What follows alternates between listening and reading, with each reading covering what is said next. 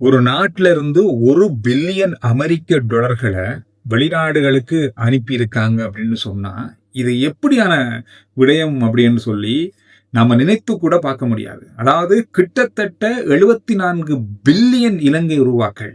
7,400 கோடி என்று சொல்லி இப்பொழுது ஆரம்பத்துல சொல்லப்பட்டாலும், இதனுடைய ஒட்டுமொத்தம் 189 பில்லியன், அதாவது 19,000 கோடி 1 பில்லியன் அமெரிக்க டாலர்கள் என்று சொல்லப்படுது. ஆனால் இப்பொழுது ஆரம்ப கட்ட விசாரணையில 74 பில்லியன் 7,400 கோடி வெளிநாடுகளுக்கு அனுப்பப்பட்டிருக்கிறது. தொடர்பாக 4 வங்கி முக்கியமான ஊழியர்கள் நேற்றைய நாளில் கைது செய்யப்பட்டாங்க. இது பெரிய பரபரப்பான ஒரு செய்தி. இது தொடர்பாக இன்று அமைச்சரவை கூட்டத்தினுடைய முடிவுகளை அறிவிக்கிற கூட்டத்தில் அமைச்சர் நலிந்த ஜேதிஸ் அவர்கள் பலதரப்பட்ட தகவல்களை இதில் வெளியிட்டிருக்காரு. அதை பார்த்துட்டு இன்றைய நாளுக்கான சுருக்கமான செய்திகளை நாங்கள் பார்க்க போகிறோம். கடந்த ஜூன் மாதம் இது தொடர்பாக ஒரு செய்தியை நாங்கள் போட்டிருந்தோம். அதாவது நான் உங்களுக்கு தெரியும், கடந்த ஜூன் 19ஆம் தேதி ஜெஃப்ரி முகமட் அப்படின்ற ஒரு நபர் கைது செய்யப்பட்டார். இதுக்கு பிறகுதான் இந்த தகவல்கள் எல்லாம் வெளிவந்தது. இது எப்படி நடந்தது அப்படின்னு சொன்னா, அதாவது இப்ப சுங்க திணைக்களம் இருக்கு. சுங்க திணைக்களத்துக்கு பொருட்கள் இறக்குமதி யார் செய்யறாங்க, அதுக்கு எவ்வளவு கட்டணம் செலுத்தப்பட்டது, இந்த நாட்டில இருந்து வருது அப்படின்ற தரவுகள் இருக்கும். அந்த அடிப்படையில சில தரவுகளின் அடிப்படையில கடந்த காலங்களில் பல நிறுவனங்கள்கிட்ட இருந்து பணம் வெளியில போயிருக்கிறது. அதாவது பல நிறுவனங்களுடைய கோரிக்கைகள் மூலமா, வங்கிகள் மூலமா பல நிறுவனங்களுக்கு வெளியில பணம் அனுப்பப்பட்டிருக்கு. ஆனால் அந்த பணம் அனுப்பப்பட்ட தொகைக்கு எந்த விதமான பொருட்களும் நாட்டுக்குள்ள வரல. அதாவது சுங்க திணைக்களத்தின் மூலமாகவோ இல்ல கப்பல் மூலமாக எந்த வகையிலும் பணம் அனுப்பப்பட்டதற்கு பொருட்கள் வரல அப்படின்றது கண்டுபிடிக்கப்பட்டு அவர் சுங்க திணைக்களத்துறை பணிப்பாளர் ஒருவர் சிஐடியில் முறைப்பாடு செய்கிறார். இந்த முறைப்பாடின் அடிப்படையில் விசாரணை நடக்குது. விசாரணையின் அடிப்படையில் தான் இந்த ஜெஃப்ரி முகமட் அப்படின்றது ஜூன் மாதம் 19ஆம் தேதி கைது செய்யப்பட்டார். கைது செய்யப்பட்டதுக்கு பிறகு வெளிவந்த தகவல் என்னன்னு சொன்னா, கிட்டத்தட்ட 86 வங்கி கணக்குகள், 30க்கும் அதிகமான நிறுவனங்களுடைய பெயர்கள்ல 1 பில்லியனுக்கும் அதிகமான டாலர்கள் வெளிநாடுகளுக்கு பொருட்கள் வாங்க போறோம் அல்லது இறக்குமதி செய்ய போறோம்னு சொல்லி அனுப்பப்பட்டிருக்கு. ஆனால் எந்த விதமான பொருளும் நாட்டுக்குள்ள வரல. இது தொடர்பான விசாரணைகள் தொடர்ச்சியாக நடைபெற்றுக் கொண்டிருந்த நேரத்தில் 2 நாளைக்கு முதல்ல 4 வங்கி முகாமையாளர்கள், உதவி முகாமையாளர்கள், முக்கியமான பதவியில் இருக்கவங்க கைது செய்யப்பட்டாங்க. இந்த கைது செய்யப்பட்ட நபர்கள் தொடர்பாக கூட இன்று அமைச்சரவை கூட்டத்தின் முடிவுகள் அறிவிக்கும் போது சில தகவல்களை வெளியிடப்பட்டிருக்கிறது. இதுல அவங்க இவருக்கு உதவி செஞ்சிருக்காங்க. அதாவது 30,000 முதல் 1 லட்சம் பணம் அவங்களுக்கு கொடுக்கப்பட்டிருக்கிறது. அதோடு 10 லட்சம் வரைக்குமான பணம் கொடுக்கப்பட்டிருக்கிறது. ஒவ்வொரு வெள்ளிக்கிழமை இவர்கள் சந்தித்துக் கொண்டிருக்கிறார்கள். இந்த மாதிரியான பலதரப்பட்ட தகவல்கள் வெளியாகி இருக்கிறது. 86 வங்கி கணக்குகள் மூலமா 10,151 தடவை இந்த பணம் அனுப்பப்பட்டிருக்கிறது. 74 பில்லியன், கிட்டத்தட்ட 7,400 கோடி அனுப்பப்பட்டிருக்கிறது. ஆனால் இதற்கான எந்த ஒரு பொருட்களும் நாட்டுக்குள்ள வரல. இன்னும் ஒரு முக்கியமான சந்தேகம் எழுப்பப்பட்டிருக்கிறது சொன்னா, இந்த பணம் எல்லாம் யாருடைய பணம், எங்கிருந்து வந்த வருமானத்துடைய பணம் அப்படின்ற கேள்விதான். இவ்வளவு அனுப்பப்பட்டிருக்குது, யாரு எங்க இருந்து வந்தது? 1 பில்லியன் அப்படின்றது இலங்கையினுடைய கையிருப்புல இருக்கிறதுல 3ல் ஒரு பகுதி. அந்த அளவு பெரிய தொகை. எனவே அந்த மாதிரி ஒரு தொகை எப்படி அனுப்பப்பட்டது அப்படின்றதுதான் இப்ப கேள்வி. அந்த பணம் எங்கிருந்து வந்தன்ற கேள்விக்கு இப்பொழுது போதைப் பொருள் விற்பனையால வந்த பணங்களை தான் இந்த மாதிரி டொலரா அனுப்பியிருக்காங்க அப்படின்ற மாதிரி ஒரு சந்தேகம் ஏற்பட்டிருப்பதாக சொல்லப்படுது. பாருங்க, போதைப் பொருள் விற்பனை செஞ்சு அந்த காசை டொலரா உத்தியோகபூர்வமா டிடின்னு சொல்லக்கூடிய வங்கி பரிமாற்றல் மூலமாக அனுப்பப்பட்டிருக்கிறது. அப்படியே கருப்பு பணம் அப்படி நேரா வெள்ளையா வெளியே போயிருக்குன்னா பாருங்க, இது ஒரு பாரிய அளவான மோசடி. இலங்கையில இதுவரையில நடந்த மோசடிகள்லேயே இது ஒரு மிக முக்கியமான மோசடியாக பார்க்கப்படுது. உலக நாடுகளில் வேற எங்கேயாவது நடந்திருக்காண்டே தெரியாது. தேடி பார்க்கும்போது எங்கேயுமே வரலாறு இல்லாத மாதிரி தான் இருக்கு. அந்த மாதிரி ஒரு சம்பவம் பதிவாகி இருக்கிறது.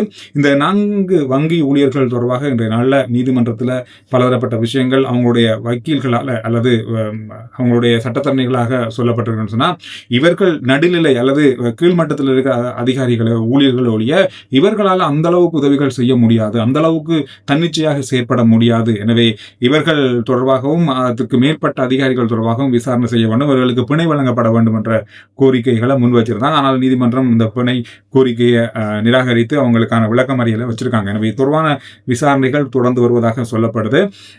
பலதரப்பட்ட விசாரணைகள் அடிப்படையில் 189 பில்லியன் ரூபாக்கள், கிட்டத்தட்ட 1 பில்லியன் அமெரிக்க டாலர், 19,000 கோடி இலங்கை ரூபாக்கள் இப்படி அனுப்பப்பட்டிருப்பதாக இப்பொழுது கணக்கிடப்படுகிறது, இன்னும் தேடப்படுது. இங்கே என்னென்னலாம் அனுப்பப்பட்டிருக்கு, எங்கெங்கெல்லாம் அனுப்பப்பட்டிருக்கு, எத்தனை வங்கி கணக்குகள் அனுப்பப்பட்டிருக்கு என்ற கணக்குகள் இப்பொழுது தேடப்பட்டிருக்கிறது. அதோட இன்னொரு முக்கியமான விஷயம், 18வது அரசியல் திருத்த சட்டம் தொடர்பான பிரேரணை இன்றைய நாளில் பாராளுமன்றத்தில் கையளிக்கப்பட்டிருக்கிறது. தொடர்பான விவாதங்கள் வரப்போற நாட்களில் நடக்க போகுது. எதிர்க்கட்சி இந்த பிரேரணைக்கு எதிராக அல்லது இந்த சட்டமூலத்துக்கு எதிராக வழக்கு தாக்கல் செய்திருக்காங்க நீதிமன்றத்தில். இந்த தொடர்பான செய்திகளும் இன்றைய நாளில் இருக்கு. அதோட இன்னொரு முக்கியமான சட்டமூலம் தொடர்பான ஒரு அறிவித்தலை வெளியிட்டிருக்கிறது அரசாங்கம். அதாவது அனுமதி இல்லாமல் வெளிநாடுகளுக்கு பணம் அனுப்புவது என்பது ஒரு குற்றவியல் சட்டமாக்கப்பட்டிருக்கிறது. அதாவது இந்த குற்றவியல் சட்டமாக்கப்படும் பிரேரணையை கொண்டு வரத்துக்கு வர்த்தமானியில வெளியிட்டு அதனை பிரேரணை அமுல்படுத்துறதுக்கான ஒரு அனுமதியை அமைச்சரவை வழங்கியிருக்காங்க. அதாவது இப்ப வெளிநாடுகளுக்கு நாங்க சம்பந்தமே இல்லாம பணம் அனுப்ப முடியாது. ஏதாவது ஒரு பொருளை நாங்க இறக்குமதி செய்ய போறோம்னு சொன்னா அந்த பொருளுக்கு ஏற்ற வகையில பணம் உத்தியோகபூர்வமா அனுப்பப்படணும். அனுப்பப்படுகின்ற பணத்துக்கு ஏற்ற அந்த பொருள் குறிப்பிட்ட காலத்துக்குள்ள வரணும்.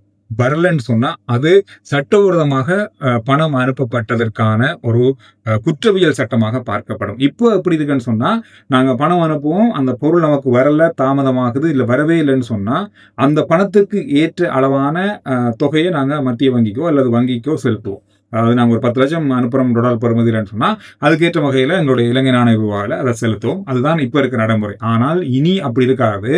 அந்த பொருள் வரலன்னு சொன்னாலே நீங்கள் குற்றவியல் சட்டத்திற்கு உட்படுத்தப்பட்ட குற்றங்களை செய்தவர் என்ற அடிப்படையில் நீங்கள் ஒரு குற்றவாளியாக பார்க்கப்படுவீங்க. எனவே அந்த மாதிரி ஒரு விஷயத்த கொண்டு வர போறாங்க. இது ஒரு மிக முக்கியமான விஷயமாக இருக்கு. இந்த $1 பில்லியன் அமெரிக்க டாலர்கள் அனுப்பப்பட்டதுக்கு பிறகு இதை இனிமேல் கட்டுப்படுத்தணும்ன்ற ஒரு நோக்கத்தோட இந்த புதிய நடைமுறையை கொண்டு வராங்க. இன்னும் ஒரு முக்கியமான விஷயம் இன்றைய நாளில் பேசப்பட்டிருக்கிறது. அதாவது வரப்போற நாட்களில் இந்த பயங்கரவாத தடை சட்டத்தை நீக்குவது அல்லது அதற்கு பதிலாக ஒரு புதிய சட்டத்தை கொண்டு வருவது தொடர்பான ஒரு பிரேரணை பாராளுமன்றத்தில் கொண்டு வரப்பட போகுது. அதாவது பயங்கரவாத தடை சட்டத்தில் இருக்கிற இந்த பிடிஐயில் இருக்கிற குறைபாடுகளை நிவர்த்தி செய்து இந்த புதிய சட்டம் கொண்டு வரப்பட போகுது. எனவே முற்றுமுழுதா இது நீக்கப்படாது. ஆனால் இதுல பல மாற்றங்களோடு இந்த பயங்கரவாதத்தை கட்டுப்படுத்துவது தொடர்பான சட்டம் மூலமாக இது இருக்கும். இப்போ பிடிஎல் இருக்கின்ற குறைபாடுகள் இதிலிருந்து நீக்கப்படும் அப்படின்னு சொல்லி எதிர்பார்க்கப்படுது. வந்ததுக்கு பிறகுதான் தெரியும் என்னென்ன புதிய விஷயங்கள் இருக்கு, என்னென்ன புதிய விஷயங்கள் மேலதிகமா சேர்க்கப்பட்டிருக்கிறது, என்னென்ன அகற்றப்பட்டிருக்கிறது அப்படின்றத நாங்க வந்ததுக்கு பிறகுதான் தெரியும். அதோட செம்மணி அகழ்வு மிகப்பெரிய ஒரு பேர் அவலத்தை சந்தித்துக் கொண்டிருக்கிறது. மிகப்பெரிய கவலைக்குரிய விடயமாக பார்க்கப்படுது. காரணம்னு சொன்னா இதுவரைக்கும் அகழ்ந்தெடுக்கப்பட்டதுல 565 எலும்புக்கூடுகள் கண்டெடுக்கப்பட்டிருக்கிறது. அதிலே 45 எலும்பு துண்டுகள் கண்டெடுக்கப்பட்டிருப்பதாக சொல்லப்பட்டிருக்கிறது. இந்த விஷயம் தொடர்பாக இன்றைய நாளில் அமைச்சரவை கூட்டத்தை தீர்மானங்களை அறிவிக்கிற கூட்டத்தில் கலந்துரையாடப்பட்டிருக்கிறது. இன்று இன்னும் ஒரு முக்கியமான செய்தி, மாணவர்களுக்கான ஒரு செய்தி. வறுமை கோட்டு கீழே அதாவது குறைந்த வருமானம் பெறுகின்ற மாணவர்களுக்கு ஒவ்வொரு மாதமும் 5000 ரூபாய் பண உதவி வழங்குறதுக்கான அனுமதியை அமைச்சரவை வழங்கியிருக்காங்க. இந்த செய்திகள் இன்றைய நாளில் கொஞ்சம் முக்கியமான செய்திகளாக பார்க்கப்பட்ட செய்திகளாக இருக்கு. எனவே ஆட்சி சந்திர ரிப்போர்ட் வாட்ஸ்அப் சேனலுக்கான லிங்க் முதல் கமெண்ட்ஸ் டிஸ்கிரிப்ஷனில் இருக்கு. ஃபாலோ பண்ணி வைங்க. சுருக்கமான விரைவான செய்திகளை நீங்க வாட்ஸ்அப் மூலமாக அறிந்து கொள்ளலாம்.